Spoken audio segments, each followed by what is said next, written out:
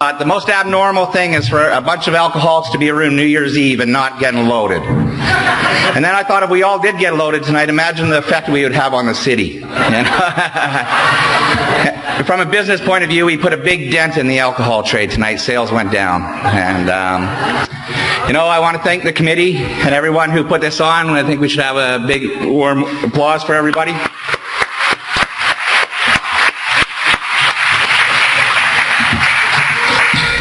It takes a lot of work to put these things on, and it's that service work that helps keep us sober. And when we look around tonight, they did an amazing job. And what's even more amazing is all the chairs are filled and people are smiling and sharing and laughing, and it's an amazing thing. And,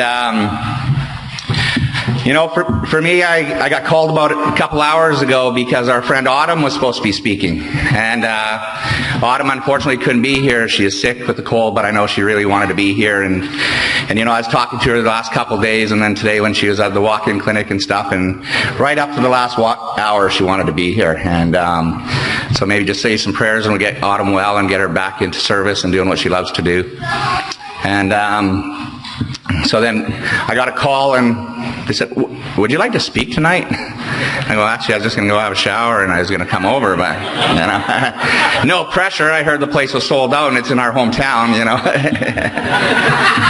And I don't know about you alcoholics, but this alcoholic, I don't mind pressure. I think we can handle some pressure points. And one of the beautiful things is we just come here and we share our experience, strength, and hope, what it was like, what happened, and what it's like now. And I was teasing Darcy's mom because what happened to me is when I ended up in Alcoholics Anonymous, I remember I came to Kelowna and I ended up in the rooms of Alcoholics Anonymous, and the first birthday I got to see was Darcy's, and she was taking a 2-year cake down at the Friendship Center at the Young People's back then in 90, that would have been like in 89, and that was the biggest meeting in Kelowna. There was like over 100 people there every Monday night, so I got to see Darcy take her first cake, and I followed her ever since, and we got to stay in Kelowna and do our recovery.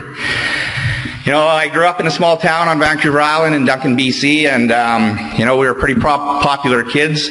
It was a town where there was, logging, fishing, mining, lots of alcoholism. I just thought it was a normal state for most people. And, things were pretty good. I look back and growing up in that town, and everyone was tight-knit, and the families were really close, and, it was a good place to grow up. And I remember my buddy Ricky, we had grown up since we were like 4 years old, and there was about 5 of us that lived within a block of each other. And Ricky had phoned me up and he said, "Hey, Doug, you get over to my house." He says, I stole a 40-ouncer off Mom. And I don't even know what a 40-ouncer is, but I'm coming over, right? So we were like 12, and by then we were already utterly cool. We had one of those BMX bikes with the gas tank on it, and so I get on my bike and I cruise over to Ricky's house, and I go, "So what's a 40-ouncer?" He goes, "Look, I got this alcohol. That's it. Let's drink it."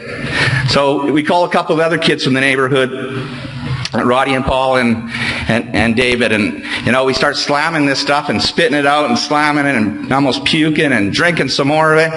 And it was in the daytime, and it was a nice sunny day out, so we got on our bikes and we just started cruising around the city. Like, it wasn't a city, it was a small town of about 10,000, but we're cruising around, and the story goes is the parents found us on various lawns with puke on us and the bikes wiped out, and the next part of that story is they round everybody up and they have the big, parent to do, "Dougie, you can't hang out with Ricky and Paul." But we all live on the same block since we were 4, so we all get grounded, and we had to pay Mrs. Chadwick back for the 40-ouncer and all that stuff. And I remember when I met Ricky after being grounded, and we were in our fort, and I looked at him, I said, "Ricky, I can't wait to do that again." That was the first sign I think I had a problem with alcohol, because you know what? Normally I don't know anyone who would drink something, go puke their guts out, get in all kinds of trouble, get grounded, and then when you see the guy next time, your buddies, you go, "Let's do that again," I know us alcoholics don't do that with milk or food poisoning, or we go for a Chinese buffet. "Wow, I can't wait to get back to that buffet after puking," and it's just... So when I touched alcohol, a few things happened, and that very first time what happened to me is I got extremely sick. And I know later on we talk about we get that feeling of a complete ease. And there was no feeling of complete ease that day. I was wobbly, twisted, spinning, and wiped out and puking. But there was something in that alcohol that made me wanted to go back. And I went back with a force. Ricky and I were back into it right away. And just to give you a bit of an example, Ricky's family in the community were very high up in the RCMP. His dad looked after all the RCMP cars, fixing them. They had the only tow truck company in town. They had the school buses, and their shop was 2 doors down from the RCMP station. And Ricky's oldest brother became the chief of police. So needless to say, Ricky and I didn't have much of a good impact on the family. And but by the time we were 13, we had continued to drink after that. And just at the later part of 13, Ricky and I were kicked out of all the school systems. And the evidence was always the same thing. Partying, booze, getting other people into trouble, on and on and on. And so they sent us to an alternate school for 3 years. And when we got there, it was pretty cool because there were just other kids like us. And you know what? We're like, finally, kids we get along with. We know what you guys are like. And at that point, I really just thought that's the way it was. You just drank and you partied and you did what you had to do. But there was a point that was starting to happen for me when I was about 15 and 16 that when I was drinking, there's nothing more than I wanted to do was to drink. And when I'd watch kids who were still going through school and getting things done, that wasn't our gig. We were already finished. And so when I thought they were the cards you were just dealt. You drank, you figured it out, and you made it happen, and that's the way it was. And I remember one time I was on a big drunk, and I got pulled over in Victoria, which was about an hour away from Duncan. And it was about 3 a.m, and I'd been on about a 5-day bender. And the cop looked at me, and he drove me straight to the Eric Martin Institute, and that's the biggest psychiatry institute in Victoria. And he says, "You got to sign yourself in, right?" And I thought, I can't believe he's not just throwing me in jail. And, okay, I'll sign myself into this loony bin, whatever it is. I don't know what it is. So I sign in and I get in there. They strip you of your clothes, get you on the funny gown, get you in a room, and you pass out. And I woke up the next day pretty hungover and pretty wiped out. And I was like, did I actually end up in the nut ward? And I'm looking around and I'm going, holy, I'm in the friggin' nut ward. And I'm like, oh. So I get up and I stagger out of my room, and there's a bunch of people out there, and I'm going, wow. So I seen a little area where you could go up and get some food, and so I thought I'll go get some food, and I get up there and get some food, and I look around, I go, well, who's the less nuts in here that I could sit with? And they have four seats to a table bolted to the ground.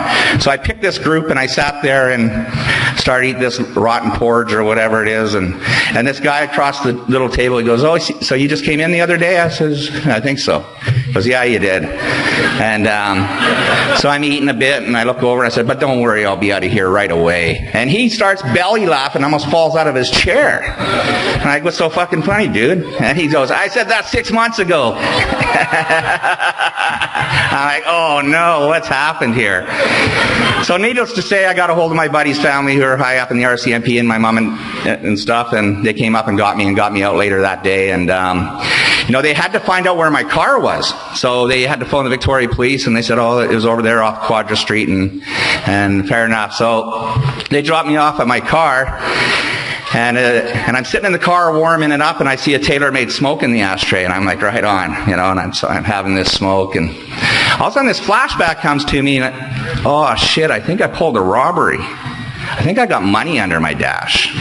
So I reach under my dash, and $500 fall out. All right, whoa. Now my mom and the family and everybody, they're worried about me. Their kid's been on this big bender, pulled over by the cops. They want me to come straight home from Victoria back to Duncan. They dropped me off at my car, and they had already started to drive back to Duncan.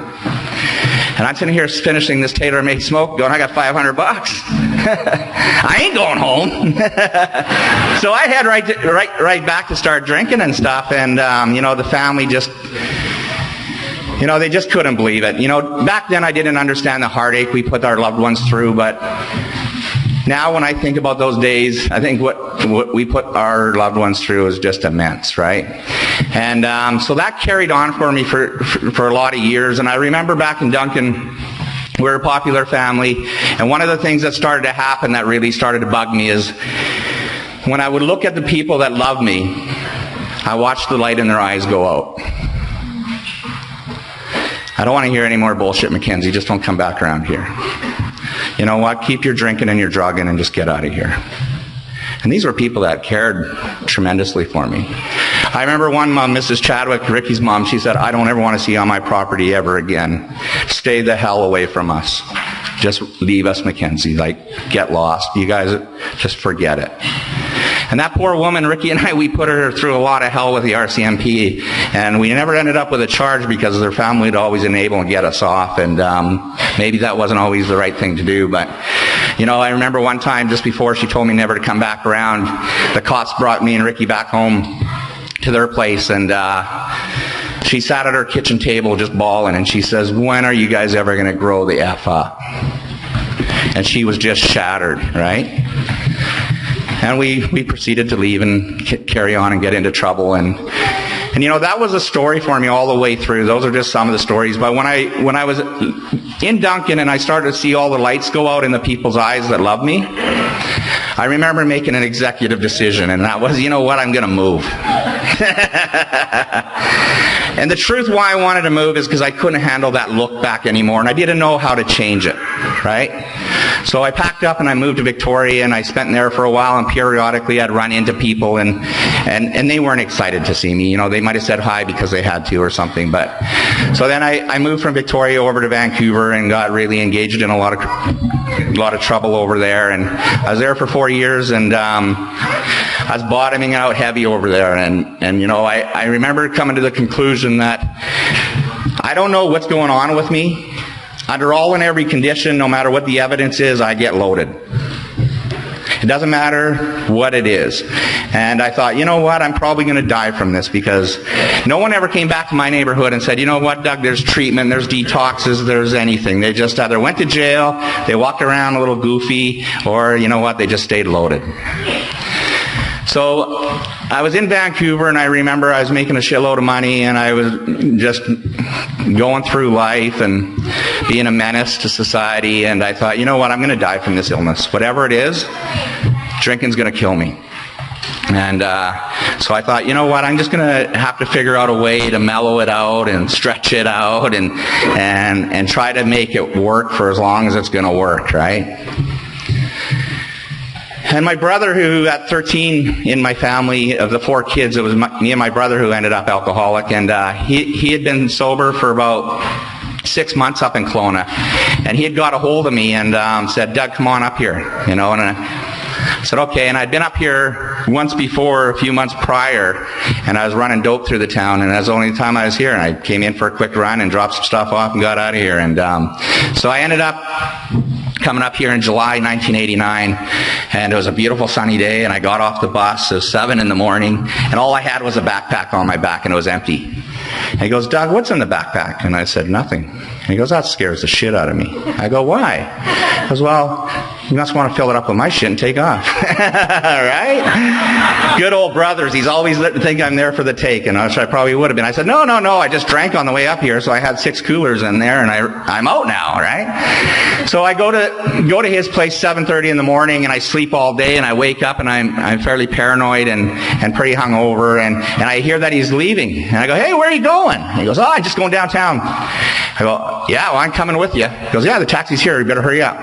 So I ended up jumping in this cab, and we get downtown, we get on Leon, and we go up these stairs, and I'm going like, what are we doing? He goes, oh, we're just going to this meeting.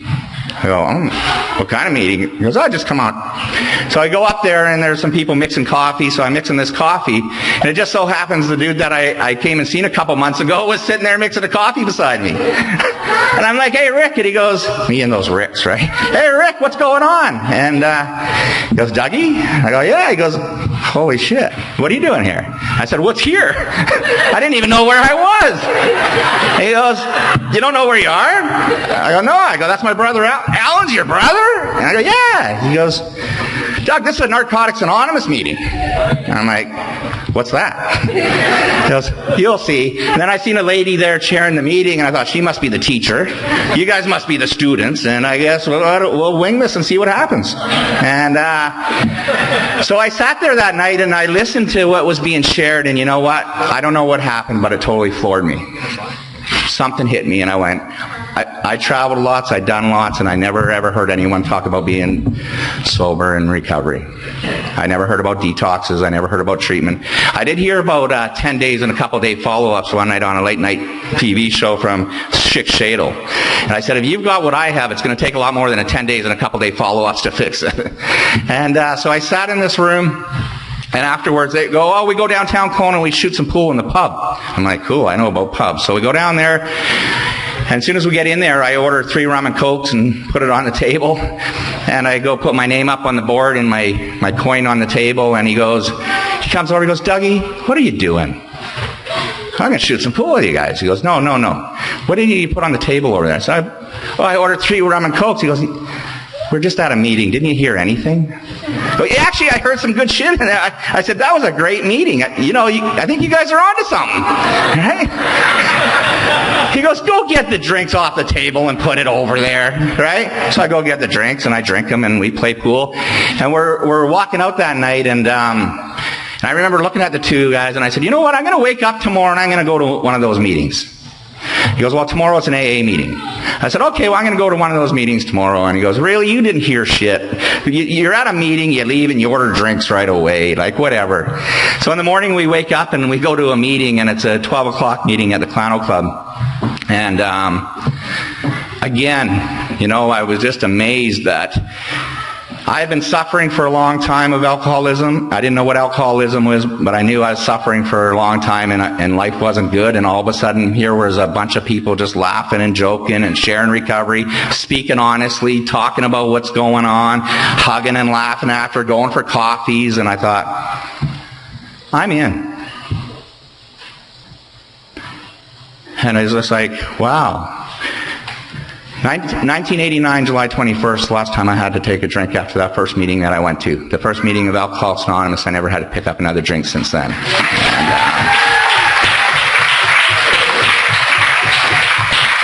And when I started to go to meetings, I would go to 2 or 3 a day, and I was so impressed with what people would be sharing.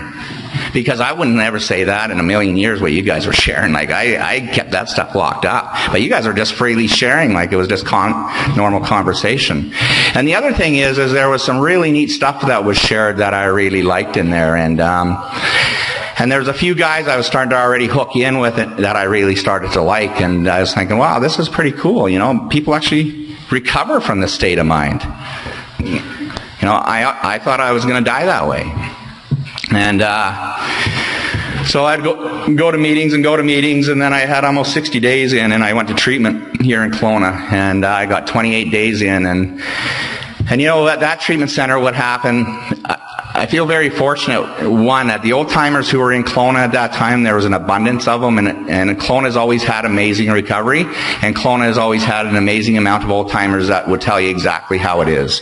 And, they would spend the time with you, take you through the book, tell you the meanings of the words and everything. And so I remember I ended up going into Crossroads, and I said, okay, what are we doing here? Really, one of the things I said to myself, one voices that I have in my head is I said, at least I'm going to have 90 days when I get out of here. I've never had 90 days in my whole life. I have 60, and now I'll go in for 28 days, and at least I have 90 days. I'll see what happens, right?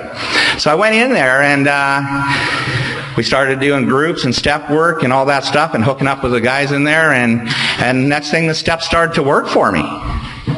I dove into the big book, and I started to ask a lot of questions. And in there, I got a sponsor who was on the outside who came to meetings, and I hooked up with him. And one of the weird things is I was scared shitless to go into treatment. Here I could roam the streets, do whatever, do some really crazy stuff in life, but all of a sudden I was scared to go into treatment. And I was scared, almost like a little boy. I don't want to go in there, right? And near the end, I didn't want to leave. Because I had changed more in 28 days than I had in my whole life. And that was amazing for me. So one of the things at Crossroads, what they used to make you do is they try to get you to a 6 and 7 by the time your 28 days were up. And I had gone through and I did a real thorough step 4, and now it was time to either get a preacher or someone from recovery to come and do a step 5 with you. And I had looked at that step and I said, I ain't doing that. I ain't doing that step. And they said, well, you got to do that step. You got to do all the steps. And I go, I don't care. I ain't doing that step. I ain't telling that, there's no reason I need to tell you my shit. All I want to do is get clean and sober. I don't want to do all this other stuff. I'm not doing that step 5. So I had done a real thorough step 4, and the counselor tried to get me to do a step 5, and I said, listen, I'll do it when I get out with my sponsor. All right? They go, yeah, right, you're going to do it when you get out with your sponsor, But my time was up, so I got to leave, and I left. I didn't do the step 5. So I met with my sponsor, and we started to talk. He goes, we're going to go back to step 1, Doug. Actually, we're going to go back to the doctor's opinion. And we're going to go through the book so I know you know what you're talking about, and I know what I'm talking about to you. And we're going to do that once or twice a week, and we're going to make sure you know what you're doing. I said, okay, so we started that, and one of the things that I always liked with the doctor's opinion, it was the first time that I read something that really explained the condition that I had. That I was alcoholic and I had a medical condition and I wasn't going to be able to beat it on my own. The evidence was clear. I wasn't able to stop on my own. And I went, wow, you guys know what you're talking about. So by the time I got to my step 5 spot again with my sponsor, I'd already got to learn a little bit about Kelowna, right? So I found out there was a place here called Cottonwoods. And for you guys know Cottonwoods is a place where you go when you're going to die, right? There's usually about 60 or 70 of them in there at any given time. And I thought, you know what? I'm actually going to go to Cottonwoods, find out someone who's dying in there, got a few days left, and see if he wants to do some service work on the way out, and I'm going to get to do my step 5 with him. Right? So I said, well, maybe I better phone my sponsor and run this by him, right? So I phoned Frank up. I said, hey, buddy, I finally figured something out around that step 5 stuff. He goes, well, let's hear it, Doug. I said, well, that place called Cottonwoods where people die, right? If I go in there and I find someone who's going to do some service work on their way out, I'm going to go in there, tell them all the shit I did in life, and then they'll pass on, and I'll be fine. He goes, Doug, in that book part, the big book where we go, do you think self-centeredness is the root of your problem? The poor guy's lived his whole life, and on the last couple days out, do you think he wants to listen to your shit? Right? Let the guy die in peace, Dougie. Leave him alone, right? I'm going, oh, man, so now I'm back to square one. He goes, now come and meet me on Tuesday. We're going to sit down. We're going to do a step 5, and we're going to carry on. I went, wow.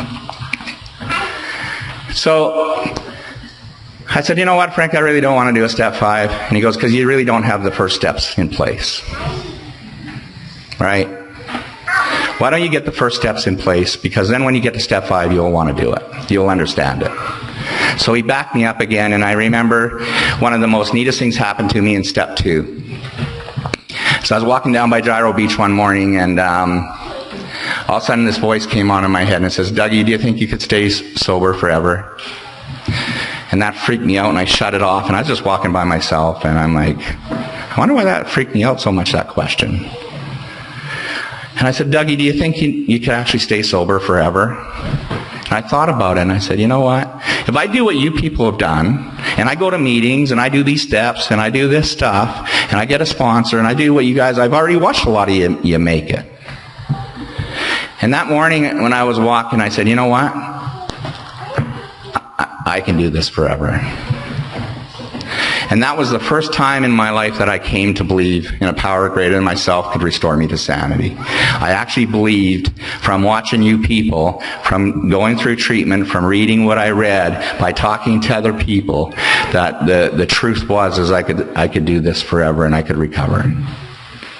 That was a total game changer, because I thought, you know what, the rug was really going to get pulled out from underneath me pretty soon, or this wouldn't last for too long, but all of a sudden, you know what, this was going to be a lifestyle forever. And then I remember meeting with my sponsor, and we did the step 3.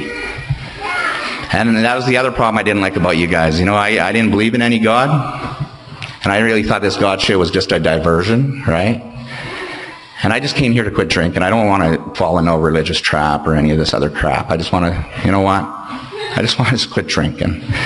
And he sat me down and he said, Doug, we're going to do a step 3. And then we're going to do a step 4, and then we're going to do a step 5. And I remember that first time when I prayed, I waited for everyone to go to bed, double-checked, got down on my knees, and I prayed. And I said, God, I don't know how much you know about me. I don't know much about you, but if you can keep me clean and sober tomorrow, I'm willing to do my part by going to some meetings and at the end of the day saying thanks. And that's what I did. That's how I started. And then I got real bright. I was at a meeting, and I was sitting there daydreaming, and I looked up at the second tradition. And it said that there's but one ultimate authority, a loving God as he may express himself in our group conscience. I said, you know what? I want the ultimate authority. I don't want a second-hand God, a cheat God, or a goofy God. I want the ultimate authority, a loving God. That's the kind of God I'm going to get. And that was by sitting in the rooms, and that's the first identification that I made of a God of my understanding, that he was loving and he is ultimate, and he had already done enough work to show me that I was already sober and I was improving. Then my 4th was pretty well done, so we finished off a few little things in there, and I went and did my 5, and after I did my 5, I was walking home, and I was totally amazed. And then when I met back with Frank, and we were doing our 6 and 7, he said, Doug, anything that blocks you off from the sunlight of God today, a defect or a shortcoming, when it comes up in the moment, I want you then to pray and have it removed, and do your part not to stick up for that defect. Not to stick up for that self-centeredness, not to stick up for that ego, not to stick up for that greed, not to stick up for all that stuff. I want you to stick up for the right loving things in your daily decisions. I said, okay, I can do that. And I started to do it. Next thing, I got freer and freer and freer inside, and I started to feel clean inside. I started to get some morals and some values, and I started to feel really excited about life. I started to dream some pretty big dreams all of a sudden. I started to look that there's going to be a huge future for Doug McKenzie. That's an amazing thing from what was usually going on in my head. So then, you know what, I thought, I got most of this work done, so now I get into step 8. That's just a list. I get that shit done right away. And then I get to step 9. And we're talking about some of the things in my 4th step, and I said, I'll be honest with you. Some of this stuff I can clean up pretty quick, right? Some of this old stuff will take a little bit of work. But one of the things that really bothered me is I grew up in Duncan, and I used to think that town, like, I love that town, but I'd ruined it. I'd ruined it bad, right? I thought, how am I ever going to make amends with that town, right? People, places, and things. How am I going to do that? He goes, my sponsor friend said, I don't really know what you're going to do, but you better pick something you like, because 13 years of wrecking the town's a long time, right? I'm thinking, you prick, right? So a guy in AA phones me up and he says, hey Doug, I got some tickets to a hockey game. You want to go? I haven't been to a hockey game for a long time. So we went to a hockey game, and we're watching the game, and he actually had a package of 8. So I went 2 or 3 nights with him, and on the 3rd night, the guy who was running all the security and stuff there, he came up to this guy and he says, look, I need someone to run the visiting dressing room, because the guy who I had is a total awesome guy, but he had to just all of a sudden quit with some family issues. And I need someone in there that I can trust, because it's a visiting team. All the other teams throughout the WHL come there. That's what you got to do. And my buddy says, yeah, Dougie will do it. I'm like, shut up, I'm here having a hockey game. I don't even know what you're talking about. He goes, yeah, Dougie will be here tomorrow. When do you need him? The guy says, well, just come and do it. So I phoned my sponsor, and I said, you know what, I think I'm going to do some service work down for the hockey team in town. And he goes, that's cool. Right on. Good for you, Doug. So I go, right on. Okay. So I start doing that, and then we get on to step 10, right? And I got totally pissed off with step 10. I thought, after doing all these amazing things, you guys still tell me I'm going to be wrong. Like, when am I going to get it right, He says, Doug, when we go through step 10, it's just going to tell you to clean up what you do in the day so you don't have to keep pissing people off. So when you piss people off in the day, Doug, you need to go clean it up right away. I go, okay, I can do that, right? And then step 11... But I just balked there for a bit, and I thought, you know what? I had an opportunity to go back home to Duncan, and it was after a while, and my family still lives there, so I'd sneak back into town, and I'd go there, and I'd bump into people, and they go, yeah, you look good. Did you go to jail? right?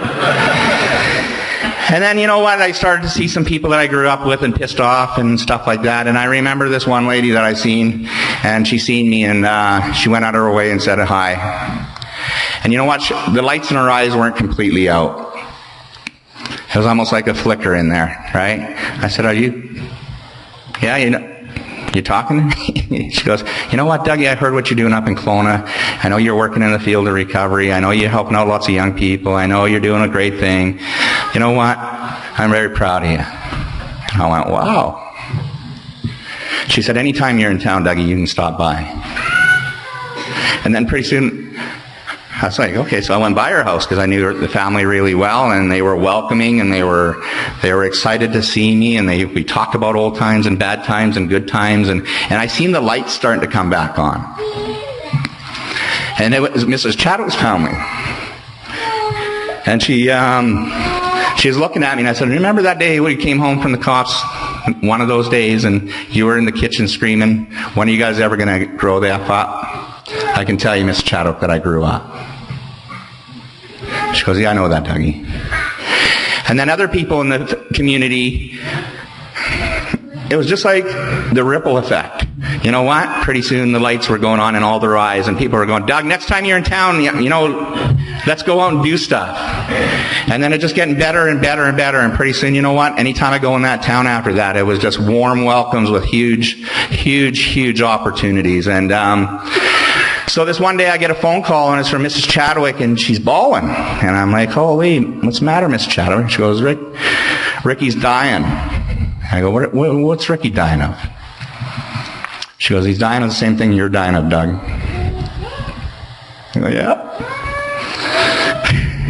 So she goes, I don't know anyone else who's made it, who's actually drank and did what you guys did, and now are living a good life. You're the only guy that I know. I go, well, what would you like to do? And she goes, I want him to come and see you. And I go, well, where is Ricky? She goes, he's on the couch here. I go, put that dude on. So Ricky gets on the phone. He's like, hey, Doug. I'm like, Rick, what's up? He goes, fuck, it's bad. He says, you know, there's some new designer shit out on the streets, and there's this and that, and I'm ramming this through my system, I'm drinking like a fish. And Rick's one of the toughest guys in the city in Duncan growing up. And all of a sudden he started crying. He goes, Doug, I don't know how to stay stopped. He goes, you stayed stopped. I need to come and see you. I said, okay, get on a plane, I'll pick you up, and let's get this thing on. And you know, what was neat as Ricky was coming on the plane is here was a lady who didn't want me on her streets, didn't want me on her yard, didn't want me ever to talk about them again. And here she was giving me her most precious cargo.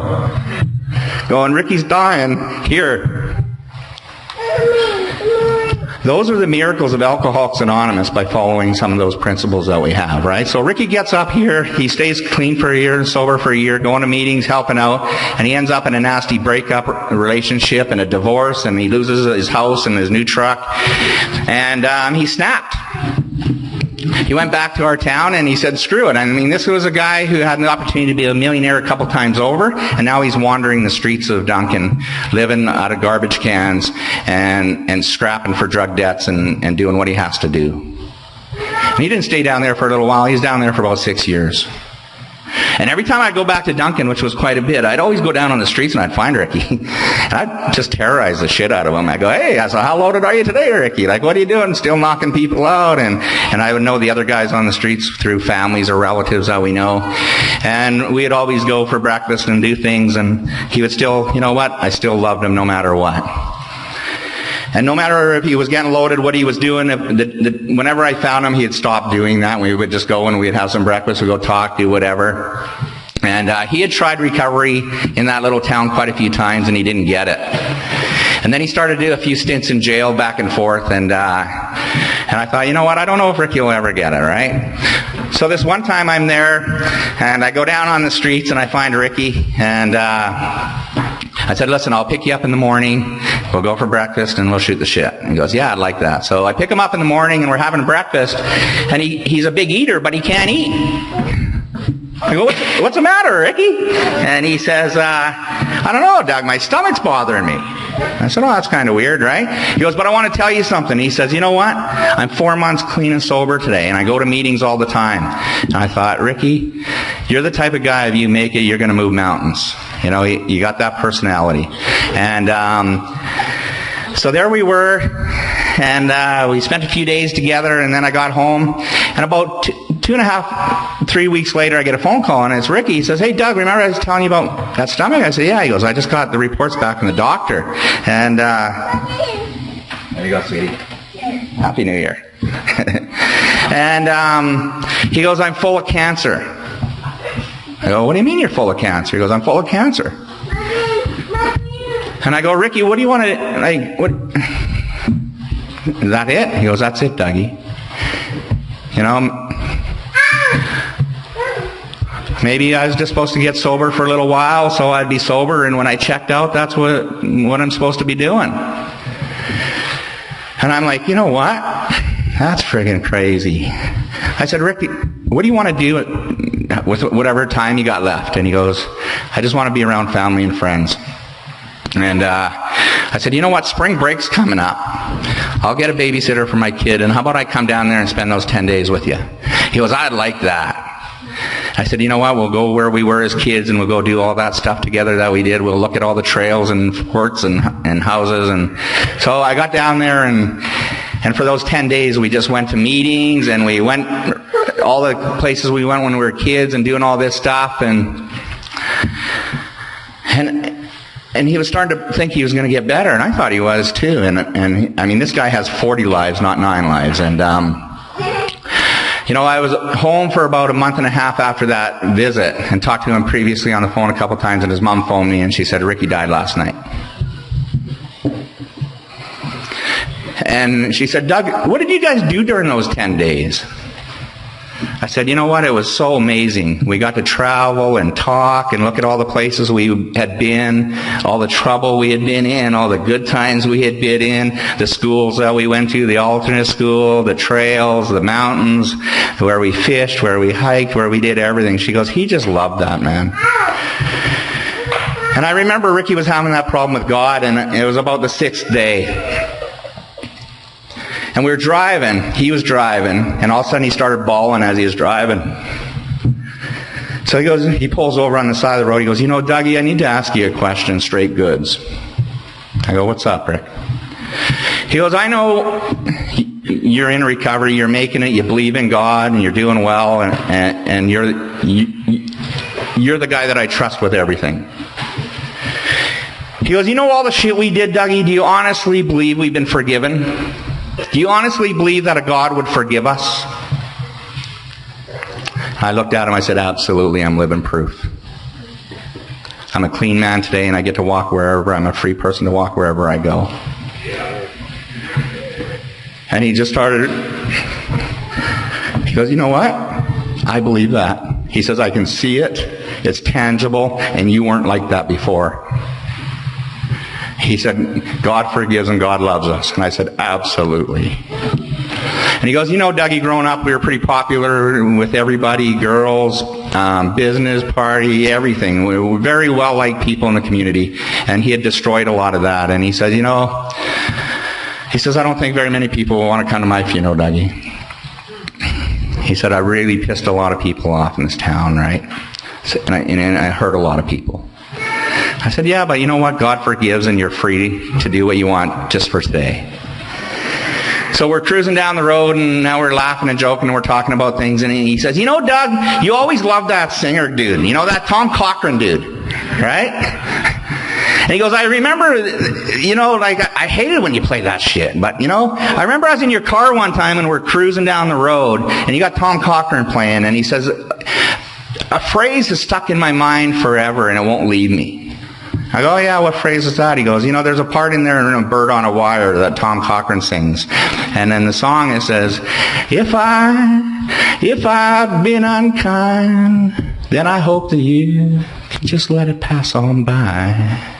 Because that's what my friends are going to do. Hey, Dougie. And I went, well, at least you listen to something in there. always give him a rib shot at any given moment. And, his parents phoned me and asked me to do his eulogy. And when I was doing his eulogy, I was writing it up, getting it all ready. The family said, you know what, we'll probably get enough stuff to cater for about 40 people, right? I'm going, yeah, 40 might be a lot. I don't know, right? They go, well, normally there'd probably be like 1,000, but you know what? Let's not make any jokes about what happened. And so we're going to cater for 40. Well, the day of the funeral, there was over 400 people there, and it was sold out, and there wasn't a spot in there. And you know what happened? When I seen kids we grew up in kindergarten and all the way through, and I seen generations that had been damaged by our alcoholism and the destruction. But you know what? All of a sudden, when I was looking at everybody and doing the eulogy, and I shared that part about the Bird on a Wire song with Tom Cochran, and I said, you know what? And I said that at the funeral, and I said, it looks like you guys just let it all slide on by because you showed up. That day it was a couple days later when I left town that time, and you know what? In my step 9, I can tell you straight goods that I no longer have any issues with that town. The other thing is with that hockey team that I was doing the men's with, the Kelowna Rockets, they were in the basement of the league when they got here. On the 13th year, I got to watch them win the Memorial Cup right here on home ice. And a team that went from the bottom, for 13 years I watched those guys, and I was standing right on the blue line when they scored and won that game to win that cup. And the town, that arena had been going crazy for 10 minutes. People were getting laryngitis. There was people who couldn't get into the arena, but we could see them on big screens who were out in the parking lot. They were yelling and screaming. And it was just a most amazing thing to watch the unity of a team come through and win the Memorial Cup on their home ice. And when I was walking home that night, all of a sudden I realized, you know what? I've been doing this for 13 years. Right? There was my step 9. For 13 years, I had done what it take to help pay back for that town that I'd caused the problem in. Right? Now, the neat part in step 11 is it was really cool. All we got to do is pray through, ask through prayer and meditation to improve our conscious contact with God and the knowledge of His will to carry that out. And when I watch you guys carry out the knowledge of His will, and you guys share so freely and so loving with the new people and the people who are in here, Alcoholics Anonymous seems to always amaze me. I've been in these rooms with some years under my belt where I didn't know if I was going to make it the next day. And I sat in those chairs at those meetings. I said, I don't know if I'll be here tomorrow. But because of the love and the unity that you guys shared at that particular meeting, and God working through that, I made it. And then I look around in the rooms and I see, the new guys. We got some new guys who tonight, Marcus and Paul and some other people who were talking about just not that many days ago they were getting loaded, right? And I know there's some other people in here. And I thought, you know what? These people need to see examples of people who are living sober and what it's like to live sober and dream big dreams in Alcoholics Anonymous. Because we're pretty worthy people. And I thought, you know what? Step 11 is something that's pretty powerful. When we're out here practicing God's will and we're sharing honestly with one alcoholic to another, amazing things have happened in the years. Sometimes I've gotten upset with Alcoholics Anonymous. I've left for a while, didn't drink, I didn't like some of you people, and resentments and self-will and all that stuff. And then when I came back, one of the things that I always loved is the door was open and the handshakes were there and the love was there. And over the years, there's one thing I've never got sick of, and that's to see someone go from no hope to hope. And I've seen that happen a lot. I've watched people come in where their lights were out, and I've watched their lights go on. That is an amazing miracle of Alcoholics Anonymous. And I'm going to finish off with one little story about step 12 and carrying the message and what miracles happen in Alcoholics Anonymous. I'm running a recovery house on Bernard Avenue here, just a couple doors down. And it's in 1995, and I've been running it for about 5 or 6 months, and we're doing group in the morning, and we're all sharing and reading, and we're all pumped up, and all of a sudden, at the door, and I go to the door, and there's this guy just pissed at the door, this native guy. And I open the door, and I go, hello? Is it Doug here? I'm like, yeah, I'm Doug. I said, Doug, it's Randy. Hey, Randy. What's up? I was at the Friendship Center over there, And I went in there. I said, I want to get sober. They said, go see Doug. I'm thinking, the bastards, they just left that one off, right? So I go, hey, Randy, I tell you what, buddy. You come back here tomorrow morning at 9 and be sober and we'll talk. We're doing group right now. He turns around, he staggers, and he leaves. Honestly, I forget about Randy. Next morning, about 9:15, 9:30, we're doing group. I open the door, there's Randy, just pissed. Right? I'm like, Randy, I told you to come back when you're sober. He goes, I don't know about you guys. You're kind of weird. I go, why are we weird? He goes, I'm all pissed trying to figure out to get sober, so I go to my friendship center and I say, I want to get sober. They said, go see Doug. So I go see Doug, and Doug says, come back when you're sober. He goes, I don't know how to get sober. You know, and I just sat there and I looked at him and I said, you know what, that makes sense.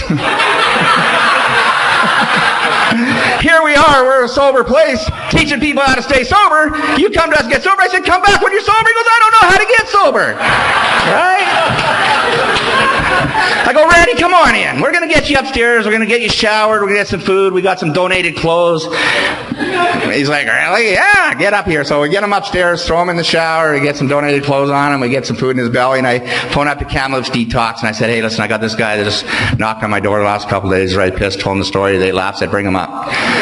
So I said, Randy, I'll make you a deal. You go to Detox up in Kamloops. I'll foot the bill. I'll drive up there. And if you stay there for the duration, I'll pick you up and come back and I'll get you a bed. And that's what I'm willing to do. I was, okay, let's do it.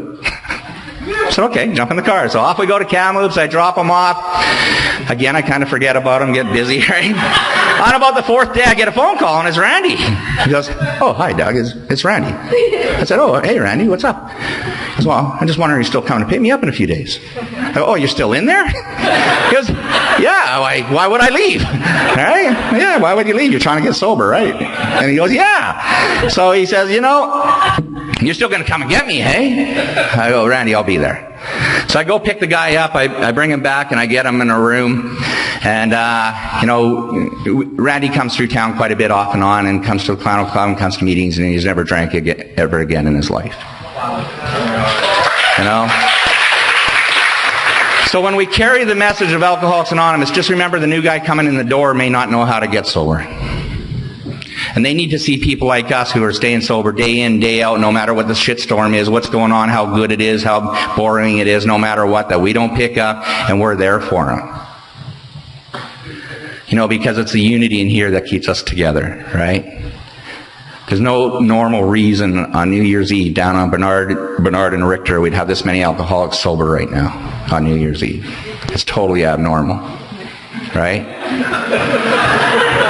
Back in the day, you know, if they did look at our criminal records and found out who was all here, they were to be SWAT teams and helicopters that were just surrounding this building, right? They had like, holy, we got them all corner of Bernard and Richter, and we ain't letting them go, right? And,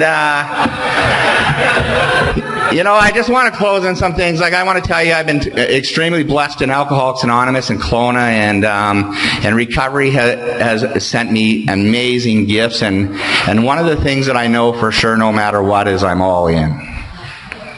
And you know, my prayers go out to the guys that aren't all in, that are in this room, the guys and ladies that are wondering if they're all in, or thinking they might not be all in, or seeing if they want to be all in.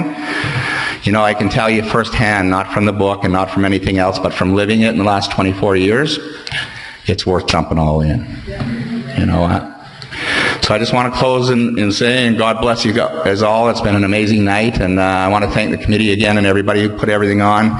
And to see the rooms full in here tonight has been a total blessing. I love you guys all, and God bless.